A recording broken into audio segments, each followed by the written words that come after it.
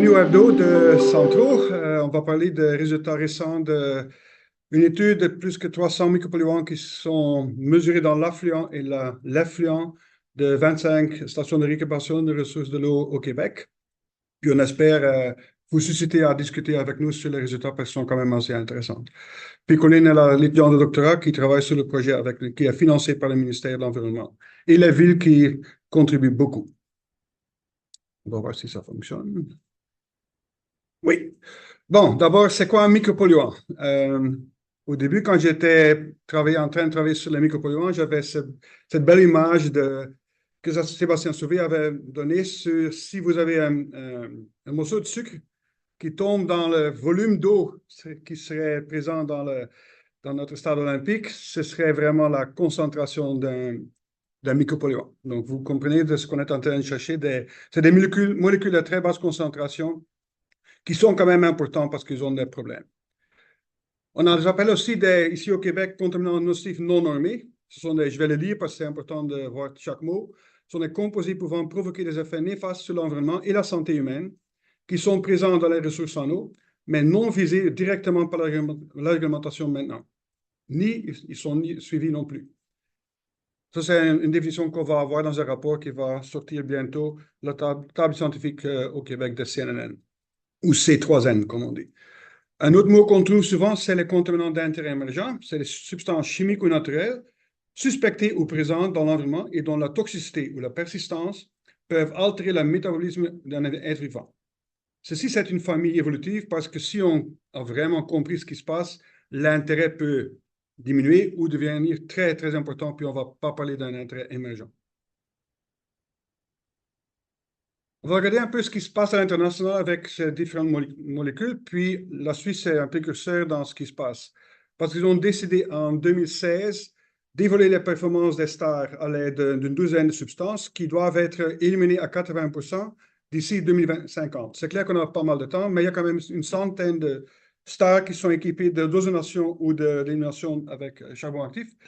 Ils ont deux catégories de substances, vous les voyez là. Je ne vais pas aller dans le détail parce que c'est des mots trop compliqués à dire. L'important, je trouve, c'est que le financement de toute cette infrastructure qui est en train de s'implanter, ça a été une décision après un référendum. Vous savez que tout se fait par référendum en Suisse. C'est vraiment la population qui avait dit on veut faire que les traitements d'eau usée font aussi du traitement de micropolluants. En Europe, je pense qu'ils ont un peu regardé ce que la Suisse faisait, puis en 2024, ils ont décidé qu'il y a maintenant de nouvelles choses pour le traitement. Donc, la directive des eaux usées, qui date depuis 2009, je pense, ou avant, non, 99, était vraiment due à une mise à jour. Puis, ce qu'on voit, c'est qu'il y a maintenant différents types de traitements. Ils ont redéfini les traitements primaires, secondaires, tertiaires et quaternaires. Secondaire, c'est biologique. Tertiaire, c'est l'élimination des azotes, phosphore. Quaternaire, c'est maintenant tous les micropolluants. Donc, ils ont vraiment mis ça dans la définition des traitements. Ce qu'on envisage ici, c'est une élimination minimale de 80% sur les mêmes substances. Ils vont donc vraiment suivre la Suisse. Donc, 80% de ces molécules devraient être éliminées par les stations qui sont équipées d'un traitement avec une certaine taille. Et pour l'azote et le phosphore, on parle de 80% et 90%. Vous avez là le texte. Vous allez voir, bien sûr, après la présentation qui va être fournie. L'important pour moi, c'est que d'ici 2045, on veut avoir installé le traitement quaternaire, donc le traitement des micropolluants, sur les stations qui ont plus de 150 000 équivalents habitants. Donc, et à partir de 10 000 sur les situations où c'est risqué. Donc, des grandes stations devraient être équipées avec le traitement quaternaire, avec la micropolluant. Puis, les technologies à choisir sont claires, mais on voit clairement que c'est le charbon actif et l'ozonation qu'on voit implanter. À l'international, donc, je vais voir un peu plus. Donc, la directive cadre qui va le traitement des eaux résiduaires, ça fait partie du pacte vert, mais il y a quelque chose d'important dans le financement de ça. Puis, c'est toujours un problème quand on veut avancer avec l'environnement. Comment est-ce qu'on finance? L'Europe a décidé que les producteurs de médicaments à usage humain doivent couvrir les coûts du traitement quaternaire. Donc, ça va quand même faire que les pollueurs-payeurs vont fournir l'argent dont on a besoin pour faire ce traitement. Puis, je pense qu'au Québec, on pense un peu dans la même direction que les pollueurs devraient faire partie des gens qui vont, ou des des supports financiers qu'on aura besoin. Il faut voir que cette discussion des contaminants d'intérêt émergent existe depuis longtemps. On parle de polluants prioritaires, substances prioritaires. Au début, il y en avait une trentaine. Maintenant, on parle de 45 substances qu'on va suivre. C'est beaucoup de métaux lourds, etc., qui sont quand même regardés depuis 2000. Puis, il y a pas mal de suivi. Pas encore une obligation de traitement, mais un suivi important. Et quand vous regardez, il y a une vingtaine de substances qui vont revenir dans nos études. Au Canada, on vient de plus en plus près, vous voyez. Au Canada, en 2009, il y a quand même une loi assez importante qui a aussi fait le plan de gestion des produits chimiques, le PGPC, où on va regarder les concentrations de certains produits chimiques. Vous voyez la liste, c'est quand même des contaminants qu'on utilise dans notre vie, qui font que la société fonctionne, mais ils ont des problèmes. Et on a donc demandé de regarder à l'entrée et la sortie de stations d'épuration. Puis on a suivi maintenant sur 65 traitements où on regarde partout au Canada. Et aussi dans les boues, d'ailleurs. Il y a la loi canadienne sur la protection de l'environnement, le LCPE de 1999, qui avait listé une grande liste de substances toxiques, c'est 30 000 ou quelque chose, pour lesquelles des mesures spécifiques peuvent être prises. Donc, si on trouve qu'il y en a trop, on peut faire, par exemple, demander l'arrêt de production, mise en place d'une norme, obligation de collecte de données. Et là, on arrive au Québec. Donc, on a le Conseil, le CCME, le Conseil canadien des ministres de l'Environnement, qui a fait une stratégie pan-canadienne qui regarde les contaminants standards, DBO, MES, chlore résiduel qui n'est pas pertinent ici, l'ammoniac noisy, on a traduit ça ici en toxicité des effluents, mais aussi quand même un mot important, c'est la caractérisation initiale qui apparaît là. Donc tout ça a été mis ici au Québec dans notre législation nationale. Puis on a fait, en 2022, on a compris qu'une caractérisation initiale devrait être faite. C'était demandé en 2009, c'est maintenant qu'on le fait, et c'est donc cette étude qu'on est en train de faire ici avec le ministère et les villes, puis c'est de ces résultats qu'on va parler. Il y a des projets similaires d'analyse de données de surveillance. Il y a le projet Ampère qu'on a étudié très bien en 2011. Il y avait 225 substances qui étaient étudiées dans une vingtaine de stations. SCORE-PP est un projet sur les polluants prioritaires qui était relié avec la directive CAR et on a regardé là 4 stations d'épuration.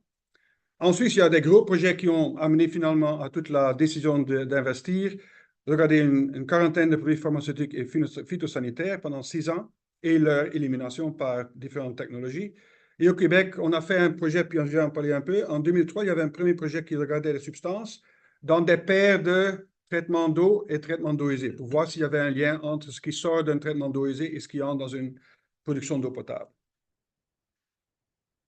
Avant de faire ça, je vais regarder un peu comment est-ce qu'on élimine les contaminants d'intérêt émergent. Heureusement, il y a plusieurs façons de les éliminer. Dépendant de la molécule, on va avoir que la photolyse, la volatilisation, l'absorption, l'oxydation chimique, la dégradation biologique ou l'hydrolyse peuvent affecter. Et puis, on peut aussi avoir l'absorption, des options qui fait qu'un contaminant va sortir de l'eau et va être accumulé dans les boues. Donc, rapidement, dégradation biologique, on va les trouver dans la boue activée étant biofiltration. On a la dégradation abiotique, hydrolyse, oxydation, photolyse. On les voit dans les procédés d'oxydation avancée. Les étangs vont avoir pas mal de photolyse. Il y a aussi le transfert, l'absorption sur des particules. Donc, on voit qu'on peut éliminer en traitement primaire. Les boues activées vont le faire sur les boues secondaires qui vont sortir. Et quand on voit certaines molécules comme les parfums qui vont être volatilisées, on va voir clairement les éliminer en bassin aérobie, un biofiltre des étangs aérés. La collecte de données. Je vais passer maintenant à Colline. Oui, merci. Donc, voilà. Donc là, je vais vous parler de la collecte de données, à savoir la caractérisation initiale. Donc, savoir comment on collecte les données qui sont collectées avec le gouvernement et ensuite les résultats. Donc, nous, l'échantillonnage, il se fait sur tous les types de traitements qu'on a au Québec, à savoir boue activée. Donc, ça, c'est toutes les technologies qu'on a. La biofiltration, c'est un exemple de la ville de Québec. Les étangs aérés avec, par exemple, Terrebonne. Et le traitement primaire avec, comme exemple, Montréal. Donc, pour aller un peu plus précisément dans comment on échantillonne, avant de vous montrer les résultats. Ici, vous avez une map, en fait, de toutes les stations, de toutes les stars qui sont échantillonnées au Québec. On en a 42 au total, avec les différents types de traitements. Donc, comme j'ai dit, biofiltration, traitement primaire, étangs aérés et boue activée, avec un débit à l'effluent minimum de 17 500 m3 par jour. En fait, c'est un choix qui a été fait pour que ces stations-là représentent environ 80% du débit à l'effluent. Donc, ça représente un peu, c'est très représentatif de ce qu'il y a dans tout le Québec. Donc, à savoir les grandes et les très grandes stations. Au niveau de la répartition des traitements, les 42 stations représentent 19% pour le traitement primaire, 28 pour les boues activées, 16 pour la biofiltration et 37 pour les étangs aérés. Alors, vous voyez que le chiffre du titre et le chiffre présenté là n'est pas le même. Donc, 42, c'est le nombre qu'on aura à la toute fin de l'échantillonnage. Et 25, c'est le nombre de stations qu'on a à date d'aujourd'hui. Donc, on a l'année 2022, 2023, 2024. On n'a pas encore l'année 2025, donc on ne l'a pas présenté. On attend d'avoir tous les résultats. Donc, c'est pour ça qu'on a 25 stations qu'on vous présente aujourd'hui. Et à la fin de l'échantillonnage, ce sera 42. Ce qu'il faut savoir, c'est que c'est échantillonné 2 fois. En fonction des saisons. Donc, un échantillonnage en période chaude et un en période froide, avec la période de fonte qu'on n'échantillonne pas pour éviter les problèmes de dilution et donc des mauvaises concentrations. Enfin, des concentrations qui ne représentent pas le fonctionnement normal des stations. Ensuite, pour vous expliquer quel type de contaminants on échantillonne, donc les environ 300 micropolluants, on a parmi ces 300-là les composés organiques. Parmi eux, on a tout ce qui est BPC, dioxine, furane, les phtalates, retardateurs de flamme qu'on connaît aussi sous le nom de PBDE, les SPFA, donc PFAS, et les produits pharmaceutiques et de soins personnels. On a aussi des composés inorganiques, donc tout ce qui est métaux lourds, mercure, plomb, cadmium, mais aussi des métaux classiques. J'ai pas mis la liste, mais c'est une liste raccourcie. Et les paramètres classiques qui sont analysés plus régulièrement en station, donc tout ce qui est DBO, pH, MES, et aussi tout ce qui est azote, nitrate, phosphore et E. coli.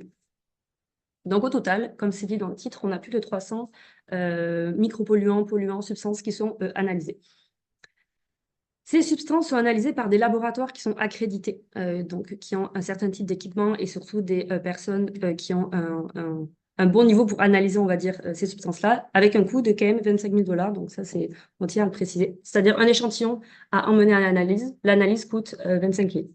Et à droite, vous voyez au niveau de la photo, c'est un exemple sur le terrain de, ici à droite, la marmite qu'on appelle ça, où on met l'échantillon et ensuite on divise dans toutes les bouteilles et on amène ça au laboratoire.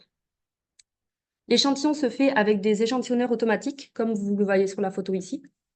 Donc, c'est des échantillons composites 24 heures.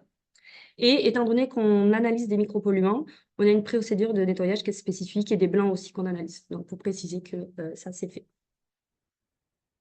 Maintenant que j'ai présenté les stations puis les contaminants, je vais vous montrer où est-ce qu'on collecte, on va dire, où est-ce qu'on échantillonne dans la station. Donc, on a 2 points de prélèvement, un en entrée et un en sortie de station. Et donc, grâce à ces 2 concentrations-là, on peut donc calculer l'élimination et donc les performances des stations. C'est pour ça qu'on utilise l'équation qui est assez simple, que vous voyez sur le PowerPoint. Donc, c'est la concentration en entrée moins la concentration en sortie sur la concentration en entrée. Au vu du nombre de contaminants, donc 300 substances, au vu de la saisonnalité, donc 2 fois par année, et du nombre de stars, on est censé avoir à peu près 20 000 valeurs d'élimination disponibles. Sauf qu'avec les résultats, on en a 2800. Pourquoi? Parce que beaucoup de molécules, et ça c'est positif, beaucoup de substances sont pas détectées dans les eaux usées, c'est-à-dire qu'elles sont sous la limite de détection. Certaines ne sont même jamais détectées nulle part dans les 25 stations. Donc c'est positif, mais nous, ça nous donne moins de données. Donc ce qu'on a décidé de faire, quand on n'a pas la valeur ici, qui est l'une des valeurs qu'on a le moins, étant donné que parfois le traitement marche tellement bien qu'on a la valeur et la concentration est sous la limite de détection. Donc, quand ça arrive, on a décidé d'utiliser une autre formule où on utilise la limite de détection. Donc, ça s'appelle du coup le calcul de l'élimination minimale, élimination minimum. Donc voilà, donc on utilise la limite de détection dans le cas où la concentration est sous la limite de détection. Du coup. Et ça nous permet d'ajouter 1700 valeurs pour qu'on évalue les performances des stations. Donc, si on garde du coup ces 2 formules-là, pour vous montrer un peu comment ça marche, c'est qu'on a 4300 valeurs d'élimination en tout, total, donc élimination plus élimination minimum. Et elles sont réparties de la façon suivante. Donc, on va des éliminations de moins 60% à 100%. Et si on regarde le nombre de données réparties, donc ici en abscisse, en ordonnée, pardon, on a le nombre de données, elles sont réparties de cette façon. Et donc ça, c'est pour l'élimination classique, donc avec la première équation qui est ici. Et si on ajoute l'élimination minimale, donc avec la deuxième équation, on voit qu'on a beaucoup plus de données et que ça ajoute du coup pas mal de données. Vous avez aussi sûrement remarqué qu'il y a une différence. Il y a des éliminations minimum et des éliminations négatives pardon, et des éliminations positives qui sont réparties de cette façon. Donc, il y a environ 12% d'éliminations qui sont sous la limite, sous la valeur 0 et 88 qui sont au-dessus. Donc, ce serait expliqué par la suite, mais c'est sûrement à cause comment dire, de relargage, de désorption, par exemple, de molécules durant le traitement ou alors la dégradation de molécules précurseurs. Ok, maintenant on va passer aux résultats. Donc il y aura différentes étapes dans les résultats. Donc la première, c'est la concentration à l'effluent. Donc comme je l'ai dit un peu avant, il y a des molécules qui sont très peu détectées ou rarement détectées. Il y en a plus de 250 substances qui ne sont jamais détectées, donc ça c'est vraiment positif. Et certaines qui ont des fréquences de détection faibles, donc inférieures à 25%. Et la plupart de ces molécules-là, ce sont des hormones. Il y a aussi des surfactants et certains composés volatiles, mais pas les phtalates qui, eux, sont détectés. Et aussi la famille des HAP qui est rarement détectée dans les effluents.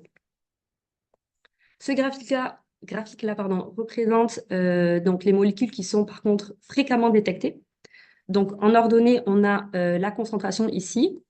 Et en abscisse, on a les différents noms des molécules qui sont classées par famille. Donc, ce qu'on retrouve le plus en termes de fréquence de détection à l'effluent, on a les BPC, dioxyne furane, les métaux, arsenic, mercure par exemple, les substances, les retardateurs de flamme, donc tout ce qui est PBDE, les produits pharmaceutiques et de soins personnels, les PFAS et en dernier les SABM. Et si on regarde les concentrations, en fait, ce graphe représente des box plots classés par couleur, donc par famille, avec les points noirs qui sont les données brutes, tout simplement. Et en rouge, les traits rouges, ça correspond aux critères de qualité de l'eau de surface. Donc, ce qu'il y a à retenir de ce graphique, c'est que toutes ces molécules-là, c'est celles qui sont les plus fréquemment détectées au Québec, et que, par exemple, le penta-BDE, qui est un retardateur de flamme, la concentration totale en BPC ici, et les SABM, sont très souvent au-dessus du critère de qualité de l'eau surface. Alors, je précise, c'est juste un critère, ce n'est pas une norme, c'est juste pour évaluer la qualité de l'eau en fait, de surface, tout simplement. Et si on va plus précisément dans cette comparaison aux critères, du coup, de qualité de l'eau surface, je vais vous présenter les résultats. Donc, on a regardé donc 5 critères. Donc, le premier, c'est le critère en rapport avec la faune terrestre et piscivore. Les deux prochains, c'est par rapport à la protection de la contamination. Et les deux derniers, c'est par rapport à la contamination de la vie aquatique chronique et aiguë. Voilà. Au niveau de la répartition, ici, ça représente du coup environ 300 contaminants, un peu plus de 300 contaminants.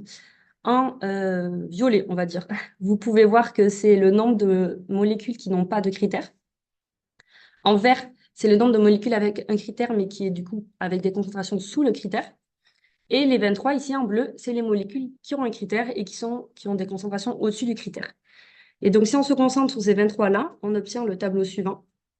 Donc, les substances ici, le nombre de dépassements, sachant qu'on a un maximum 100 échantillons, parce qu'on a 25 stations et qu'on échantillonne 4 fois par année l'effluent.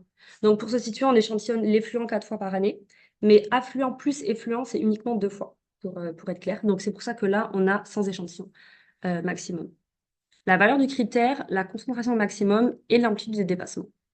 Et ce que je vais mettre en avant ici, c'est notamment ceux avec l'amplitude de dépassement la plus importante, donc à savoir la concentration totale en BPC, qui sont quand même des contaminants assez anciens, on peut dire, et le SPFO, qui est un PFAS, où pareil, sa concentration est très élevée comparée aux critères, sachant que c'est l'un des seuls qui a un critère. Il y a lui et le PFOA, donc SPFA en français. Donc voilà, donc ça, c'est peut-être des molécules à un peu plus surveiller parce qu'elles dépassent le critère assez souvent. Et maintenant, la dernière partie, donc la performance des stations qu'on a échantillonnées, donc à savoir les 25. Comme je vous l'ai dit, je vais vous présenter les performances pour chaque technologie. Donc, boue activée, biofiltration, étang aéré et traitement primaire. Le chiffre N que vous voyez sous les appellations, c'est le nombre de valeurs qu'on a en fait d'élimination. Donc, par exemple, pour les boues activées, on a 896 éliminations. Sachant que dans ces graphes-là, on a mis tous les contaminants qu'on avait. Et en ordonnée, vous avez l'élimination qui va de moins 60 à 100%. Donc, pour expliquer en premier, ici, donc, c'est un diagramme violon. Donc, en fait, ce diagramme, l'épaisseur en fait, du violon représente la quantité de données qu'on a. Donc, par exemple, pour le bout activé, on voit qu'il y a une quantité de données plus importante au niveau des éliminations plus hautes. Et au milieu, c'est le box plot pour mettre en avant la médiane. Et ici, donc, c'est les 3 autres types de traitements. Donc, biofiltration, étang aéré et traitement primaire. Ce qu'on peut dire sur ce graphique, déjà, d'un point de vue de la forme du violon, c'est que les bouts activés et les étangs aérés ont plus de données d'élimination qui sont au niveau des éliminations hautes, donc entre plus ou moins 80 et 100%. Et biofiltration et traitement primaire, c'est beaucoup plus dispersé le long de l'axe, donc le long de l'axe vertical. Au niveau des médianes, ça le montre aussi. La médiane pour les bouts activés et pour les étangs aérés est assez proche, donc 80 et 77%. Et biofiltration et traitement primaire, c'est un peu plus bas, donc 52 et 37%. Sachant que la médiane, ça représente, enfin, en gros, par exemple, pour la médiane pour les bouts activés, ça veut dire que 50% de nos données pour les bouts activés sont supérieures à 80%. Donc 50% de l'élimination, des valeurs d'élimination sont supérieures à 80. Donc c'est ça que veut dire la médiane. Donc pour conclure par rapport à cette diapo-là, on voit du coup avec les violons que les bouts activés et les étangs aérés semblent plus performants. Et on voit aussi qu'il y a des éliminations négatives. Donc, les éliminations négatives, comme je vous ai dit un peu précédemment, il y a plusieurs raisons, dont l'une, c'est peut-être la désorption ou la dégradation de contaminants de substances mères, par exemple. Et on voit que cette élimination négative est vraiment présente dans tous les types de traitements. Maintenant, je vais vous présenter donc toujours les performances avec le même type de graphique, donc des violents, mais pour chaque comment dire, pour chaque station. Voilà, merci. Donc, on voit qu'en fait, ça valide ce qu'on dit, c'est-à-dire bout activé ici et éteint aéré, la plupart des stations ont quand même des valeurs d'élimination importantes. Et pour biofiltration, on a moins de stations pour la biofiltration et pour les bouts activés, mais ça, c'est normal. Et donc, c'est ça. Donc, ça représente des valeurs d'élimination un peu plus faibles, comme on l'a vu dans la diapo précédente. Donc, c'est vraiment pour valider ce qu'on a dit juste avant. Et on voit pas tellement, j'ai oublié, pardon, on voit pas tellement de différence entre les municipalités. Et le dernier graphique, donc c'est toujours avec le graphique violent, donc toujours avec les bouts activés, biofiltration, éteint aéré, traitement primaire. Donc là, ça va être pour évaluer les performances par rapport à la saison, vu qu'on a deux échantillonnages, une fois en été et une fois en hiver. On peut voir en fait s'il y a une différence entre les saisons. Donc là, je vais vous présenter d'un coup. Donc, les violons en bleu, donc c'est la période froide, et en rouge, c'est la période chaude. Si on regarde les médianes, on voit que pour les bouts activés ici et l'étang aéré ici, les médianes sont assez proches. Contrairement peut-être à la biofiltration ou traitement primaire où c'est un peu plus, c'est légèrement différent, mais la différence n'est pas non plus énorme. Donc c'est ça, on voit qu'il y a quand même un faible impact de la saison sur l'élimination d'après nos données, mais que quand même la biofiltration et les traitements primaires semblent un peu plus sensibles. Donc voilà, donc au niveau des points à retenir. Le premier, c'est par rapport à la présentation qu'a fait Peter, donc tout ce qui est international, on va dire. Donc c'est vraiment important de savoir ce qui se passe à l'international pour profiter des expériences de l'international et des régulations qu'ils mettent en place. Et la deuxième, c'est la campagne d'échantillonnage qui est quand même unique, celle qu'on fait avec le gouvernement et qui a été mise en place par le gouvernement, donc vraiment unique et d'ampleur importante, avec des données très diversifiées et très riches du coup. Donc 42 stations, comme je l'ai répété, sachant que nous, on vous a présenté les résultats pour 25. Une diversité de technologies, donc on voit toutes les technologies qu'on retrouve au Québec. Plus de 300 micropolluants, ce qui est assez rare étant donné le coût de l'analyse. Et 2 saisons. Sachant qu'on a aussi 2 autres échantillons en plus, mais c'est uniquement la sortie. Donc ça, c'est pour la première partie. Et les conclusions pour les résultats. Les premières conclusions positives, on va dire, c'est qu'il y a plus de 250 substances qui ne sont jamais ou très peu détectées dans les effluents des eaux usées, mais qu'il y en a certaines qui sont très souvent détectées et très souvent supérieures aux critères de qualité. Je répète, ce n'est pas une norme, c'est juste un critère pour évaluer la qualité des eaux de surface. Donc voilà. La deuxième, c'est qu'on a utilisé la limite de détection quand on a eu le problème du nombre de valeurs sous la limite de détection qui était quand même assez important. Du coup, en utilisant cette limite de détection, ça nous a permis de récupérer des données. Le but, c'était vraiment d'avoir plus de données parce que déjà que ça coûte cher et c'est un gros projet, c'est dommage de ne pas avoir ces données-là. Donc, on a pu récupérer beaucoup plus de données à ce niveau-là. Et les deux dernières, c'est par rapport aux performances. Donc, étang aéré et bois activé, ça semble mieux performer que biofiltration et traitement primaire pour les molécules qu'on analyse, donc à savoir les micropolluants. Et pareil pour la saison, peu d'impact sur l'élimination des molécules qu'on analyse. Au niveau des perspectives, c'est-à-dire pour la suite du projet de thèse, du coup, deux choses. D'abord, c'est la collection des métadonnées, à savoir des informations sur les stars et sur les substances, avec quelques exemples SRT, HRT, nitrification et des propriétés psychochimiques des substances pour essayer de comprendre l'élimination plus précisément. Et aussi la modélisation qui va venir nous permettre de mieux comprendre, notamment avec WEST, pour mieux comprendre les mécanismes en fait, mis en jeu dans l'élimination. Avec, ici, on a un exemple de layout. C'est layout, je ne sais pas comment le traduire. Configuration. De configuration sur WEST qui a été fait en 2013. Donc ça va nous aider à comprendre les mécanismes en fait qui sont mis en jeu. Pour finir, on aimerait remercier quand même toutes les personnes qui ont collaboré au projet, donc les villes qui ont été d'accord pour ça, le CETO qui aide à l'échantillonnage et tous les laboratoires qui nous permettent d'analyser en fait. Et bien sûr le ministère qui a mis en place en fait ce projet de caractérisation initiale et donc qui nous a permis d'avoir toutes ces données-là et d'avoir tous ces résultats. Donc voilà, merci à eux. C'est bon, merci. Merci.